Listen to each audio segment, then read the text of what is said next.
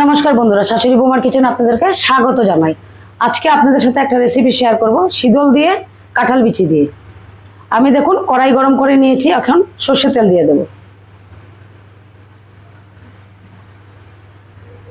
দেখুন আমি এরকম ছোট ছোট পাতলা পাতলা করে কাঁঠাল বিচি কেটে নিয়েছি। শীতল গরম জল দিয়ে ভালো করে ধুয়ে পরিষ্কার করে নিয়েছি। তেল গরম হয়ে গেছে, এখন রসুন কুচিটা দিয়ে দেব। রসুনটা অল্প লাল করে ভেজে নেব। এখন আমি পেঁয়াজ কুচিটা দিয়ে দিলাম। এখন ধুয়ে রাখা শীতলটা দিয়ে দেব।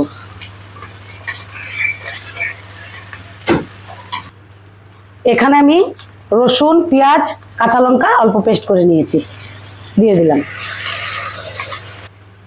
দেখুন শীতলটা পুরো গলে গেছে, এখন কাঁঠাল বিচিটা দিয়ে দেব।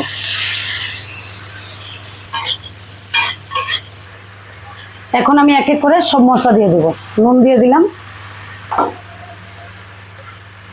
হলুদ পরিমাণ মতো দিয়ে দিলাম, হাফ চামচ লাল লঙ্কা গুঁড়োটা দিয়ে দিলাম। এখন আমি এটাকে ভালো করে কষিয়ে নেব। কষিয়ে অল্প পরিমাণে জল দিয়ে সিদ্ধ করে নেব। দেখুন কাঁঠাল বিচিটা আমি ভালো করে কষিয়ে নিয়েছি, এখন পরিমাণ মতো অল্প জল দিয়ে দেব। আমি 10 মিনিটের জন্য ঢাকা দিয়ে দেব। 10 মিনিট পর ঢাকাটা তুলে দিলাম।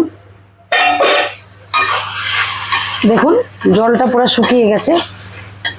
আমি আরো 5-10 মিনিট এটাকে ভালো করে আশিয়ে নেব। দেখুন কাঁঠাল বিচিগুলো মোটামুটি সিদ্ধ হয়ে গেছে। দেখুন আমার কাঁঠাল বিচি দিয়ে শীতল দিয়ে রেসিপিটা রেডি। আর এই রেসিপিটা আপনার পাতলা মুসুর ডালের সাথে খেয়ে দেখবেন, অসাধারণ লাগবে। যারা শুটকি পছন্দ করেন তাদেরকে বলছি।